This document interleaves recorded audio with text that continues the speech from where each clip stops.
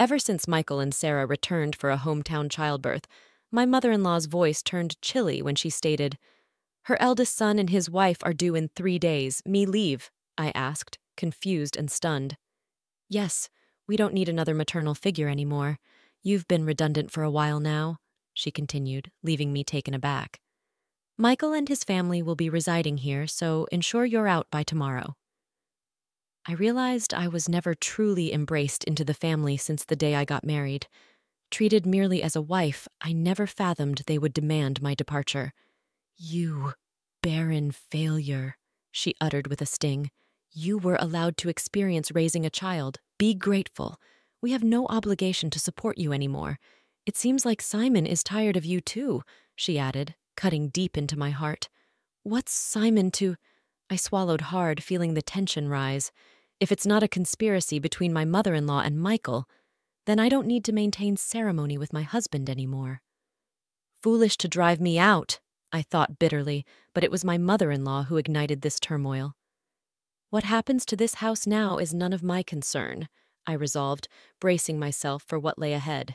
They face the reality they have ignored squarely. Personally, I'm Anna Thompson, 45 years old, living with my husband and mother-in-law in a popular area close to the station. The access to the city center is superb. When house hunting, my picky husband, recently promoted to a managerial position, insisted on a spacious apartment. The rent was steep, but the space and rooms made it worth the stretch. My husband, Simon, 8 years my senior, a divorcee I met through a friend's introduction, comforted by the enveloping kindness unique to an older man. We decided to get married after 2 years of dating, even when I told him about my infertility due to past illness. His affection did not waver. Likewise, my feelings remained unchanged when I learned of the circumstances he carried. My husband had a son named Michael from his previous marriage. "I'm truly sorry to ask you, who have never been married, to live with my parents and son. I won't make you suffer. I'll ensure you're happy." That was the promise he made to me. To prevent me from feeling suffocated, my husband suggested moving to a spacious apartment where I could have my own room. Michael, turning 10 this year, won't need much care with my mom around. You don't have to push yourself. After his divorce, my husband got help with childcare from his parents at their home. A few years later, Simon's father passed away in an accident, and it seems his mother took over as Michael's caretaker. From the first meeting, Michael wouldn't even make eye contact with me. I thought it might be his shy nature, approaching a difficult age, so I didn't worry. As long as they accepted me as a member of the household, I was content. My mother-in-law was a quiet and refined person. When I visited to formally introduce myself after our engagement, she treated me with such politeness that I thought we would get along fine living together. "I'll continue to prepare the meals as I have been. Simon comes home late, so it's okay if we eat at different times, right, Anna? I'll leave the cleaning and laundry to you. All right, let's work well together." After getting married, I switched from a full-time employee at the pharmacy to a part-timer due to the division of household chores. I started work a bit later in the morning, so I wouldn't get home until nearly 8 p.m. Dinner was always ready when I arrived, making me feel good about living together. My mother-in-law and Michael usually had dinner before I got home, so I was always eating alone. Even after getting married, I sometimes felt a sense of, is this it? But I came to accept that this was our family style. From the beginning, my mother-in-law never really liked me and didn't consider me part of the family at all. "Michael, the school's activity day is before summer, right? When is it? We're all going to see you sometime." After graduating high school, Michael immediately moved in with his girlfriend and left home. As soon as he started college, a year after, he started working. He married her without a ceremony. Once Michael moved out, my mother-in-law surprisingly stopped doing housework altogether. Instead, it seemed that picking on me had become her sole entertainment. She stopped cooking, which she used to do before, and now just sits at the dining table waiting for me to come home. Without a moment to sit down, I would stand in the kitchen and prepare dinner. "You're really inefficient. At this rate, it'll take you all night." I was never good at cooking, partly because I had always relied on my mother-in-law to prepare the meals. Whenever I did manage to cook, she would taste each dish and invariably complain, This tastes awful. I'm sorry, I'm trying my best. You're astonishingly tone-deaf when it comes to flavors, Anna. It's a good thing Michael never had to eat this. How terrible. If she thought so, she might as well make it herself.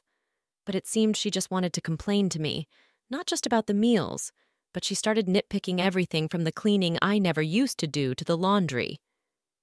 Why are there so many wrinkles on the laundry? You have to vacuum every nook and cranny.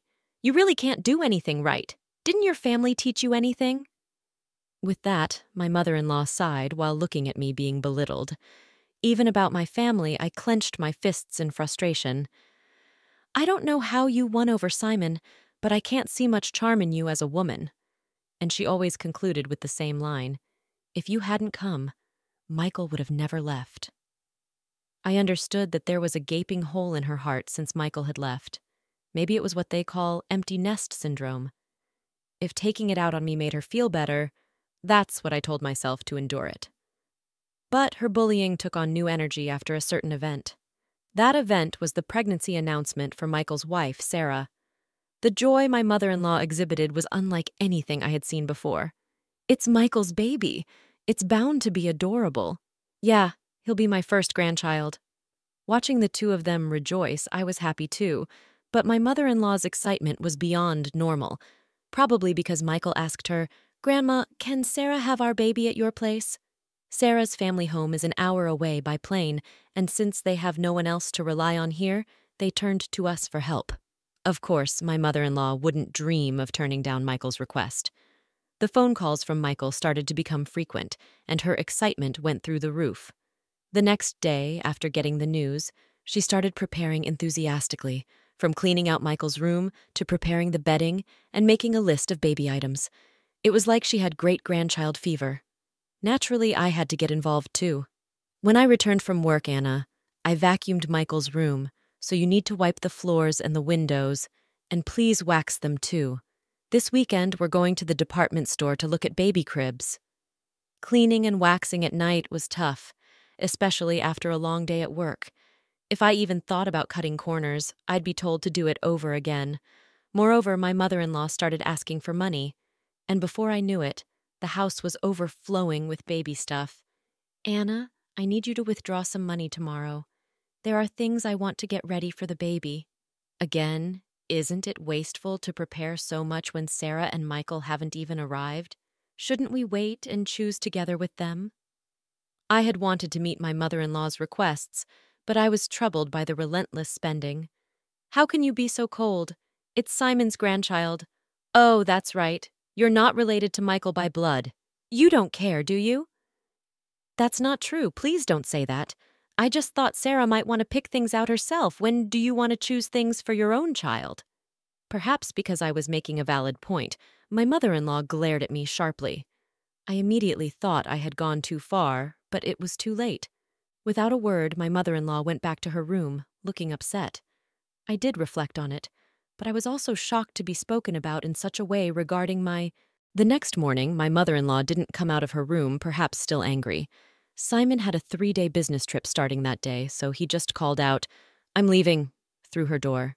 "Please don't throw cold water on Mom's great-grandchild fever. She hasn't been the same since Michael left. You were worried too, right?" "I was, but if we spend all our money like this, we'll have nothing left when Michael and Sarah arrive, right?" Simon's face immediately turned sour. "Are you saying my earnings are too low?" "That's not what I'm saying at all, Simon." Just said, "Fine," and left with a look of dissatisfaction. Discussions about money always end up like this.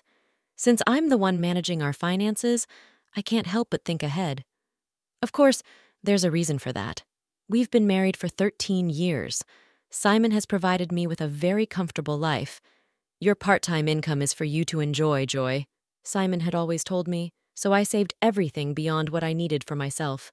Even though it's in my name, I consider it our shared property.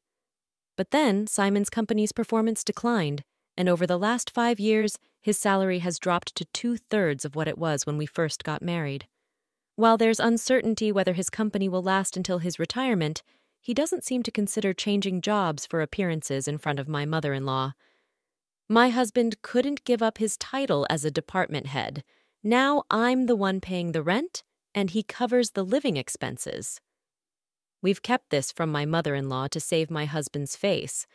That day, I left work a bit early to apologize to my mother-in-law. When I got home, she was already sitting at the dining table, waiting for me. "I'm sorry about yesterday. I may have gone too far," I admitted, but my mother-in-law remained silent. Instead, she blindsided me with unexpected news. "Michael and Sarah are returning for a hometown childbirth. Please vacate," my mother-in-law declared in a chilly tone. The eldest son and his wife were set to arrive in 3 days. Perplexed and stunned, I asked, "I have to leave?" She affirmed, "Yes. We don't need another mother figure anymore.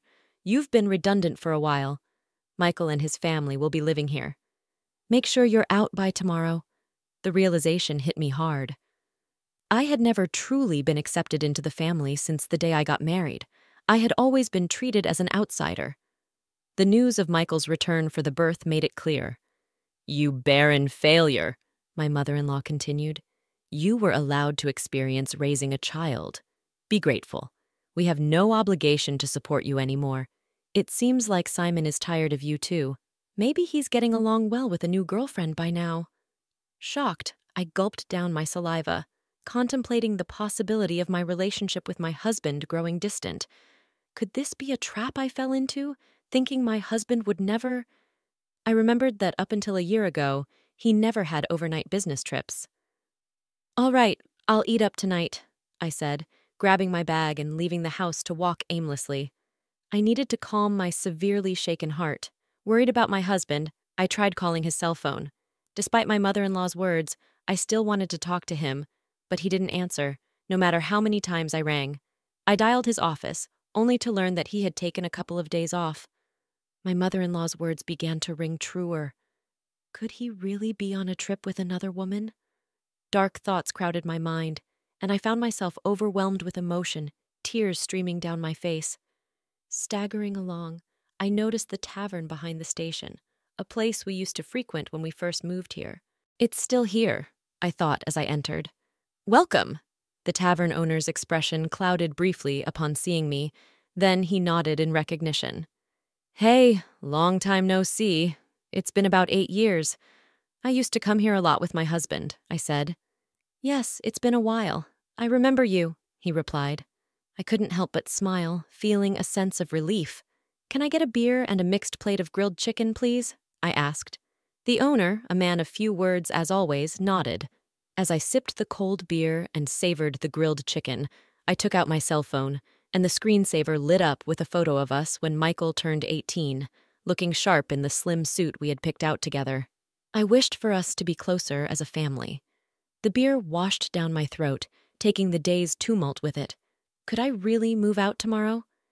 Contemplating the next steps, I searched for moving companies, finding one for the job the next day. I also looked up junk buyers and saved 2 companies in my favorites. Changing the screensaver on my phone seemed to clear my head completely.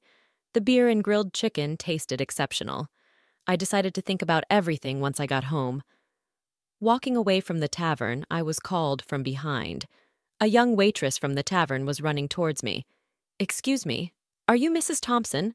she said, confirming my identity. She dropped a bombshell. My husband was having an affair with one of their employees. We exchanged contact information, and she promised to keep me informed. My mother-in-law's words appeared to be true. Instead of sadness, a fierce anger welled up within me.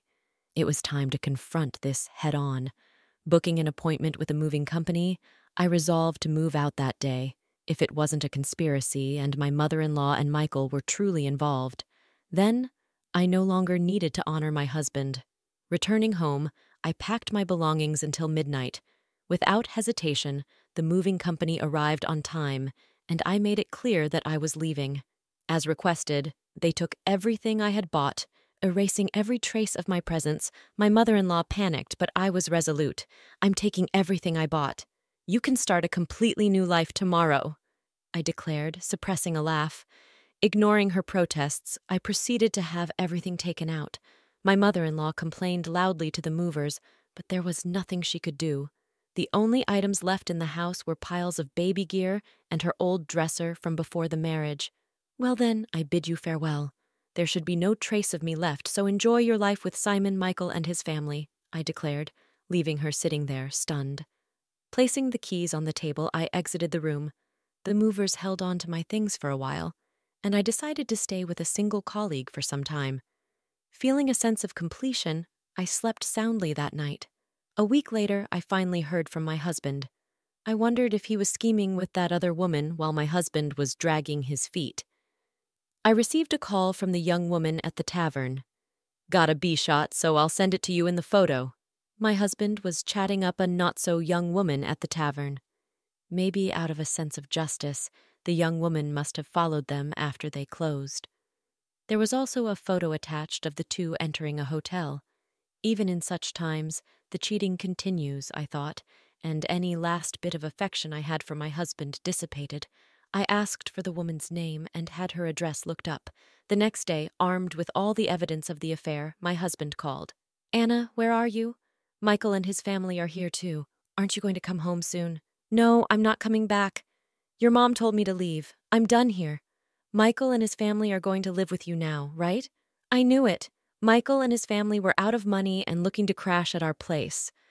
I heard that after graduating from a vocational school, they've been hopping from job to job, and now they're working part-time, I said.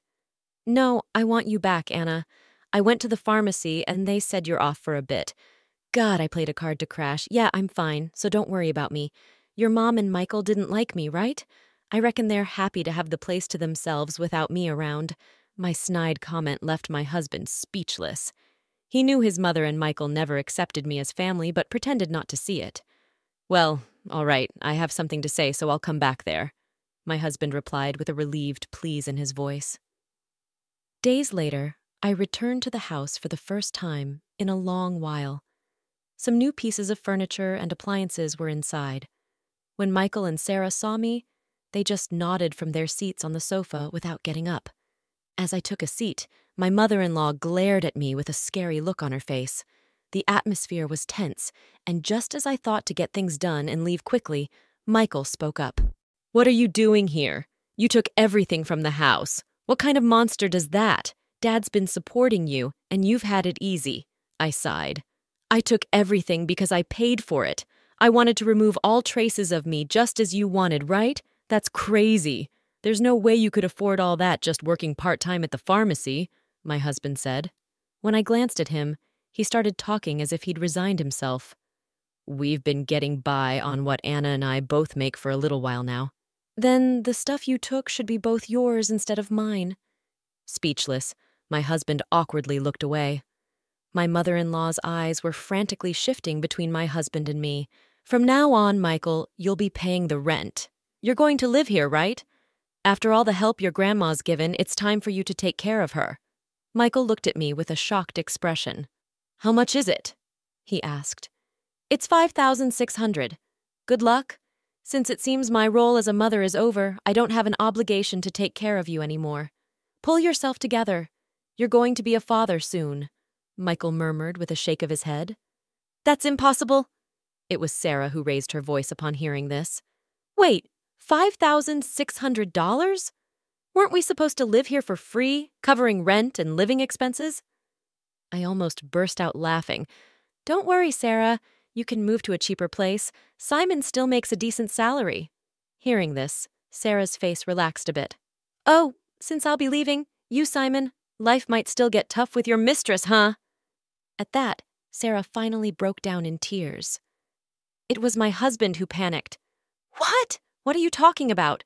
Sarah replied. "Oh, your mother told me about the new woman. I guess it's time to end my role as a wife, too." My husband must think there's no evidence. Indeed, it hasn't even been 10 days since I left the house. "Wouldn't that hurt Mary if she heard you?" "Well, I'll get in touch about that later." At the mention of Mary's name, my husband jolted, realizing that I knew everything. He held his head inside. This is not the atmosphere to write a divorce paper. "Well then, I'll be going now. Please talk to me further through a lawyer." Neither my husband Simon nor Michael said anything more, staying silent as I grabbed my bag and stood up. My mother-in-law stood up simultaneously, slamming her hands on the table. She yelled with a voice too strong for an elderly woman. "What the hell? It's all your fault. Our home is in shambles." I was instantly irritated. "It was you who told me to leave. It was you who said Simon had another woman, and you interfered with my relationship with Michael. Everything was you." I felt a surge of heat in my chest. I regretted not being more assertive with my relationship with Michael, not holding back because of my mother-in-law. "Michael has nothing to do with this. It's time for you to step up, Simon. He's going through a hard time. You should support him as his wife. Take responsibility as a family member." What is she even talking about? If she hadn't called Michael back home, if she hadn't hinted at Simon's affair, I would still happily support Simon and this home that I've always believed in. Where are you, Michael? Why are you still up here? It's all her fault. My mother-in-law's lips tightened into a line, and she was trembling. I slipped past the silent mother-in-law and quickly left the room. Afterward, Simon agreed to the divorce rather easily. It seems my determination was strong, and he couldn't counter the evidence of the affair. Shortly after, it seemed like they started the process of moving out of the apartment. In the end, Michael and Sarah went back to their apartment and never lived with the mother-in-law. Simon seems to be considering remarriage, but Mary was furious over the alimony and his request for her to live with his mother. I've heard they're considering whether to place my mother-in-law in a care facility. After all the love she poured into her son and grandson, it's somewhat sad to think they're ready to abandon her now. Perhaps she served her purpose too. If my mother-in-law had said nothing back then, and it had just been a simple trip home for childbirth, maybe we would still be living together after the divorce. Michael sent me an apology letter. He wrote about how, as a child, he really wanted to be more spoiled, how he couldn't talk to me because his grandmother disliked it, and how happy he was when I attended school events. Maybe I should have reached out more. Perhaps then we could have built a different relationship. Even though our relationship has ended, I quietly pray for Michael's happiness in life. I've returned to work as a pharmacist and quickly rented an apartment close to my workplace. I don't feel good about keeping the furniture and appliances I took with me, so I had them all picked up and disposed of by a junk removal service. Life without my mother-in-law's harassment is peaceful and comfortable. For a while, I want to live for my own happiness, not someone else's.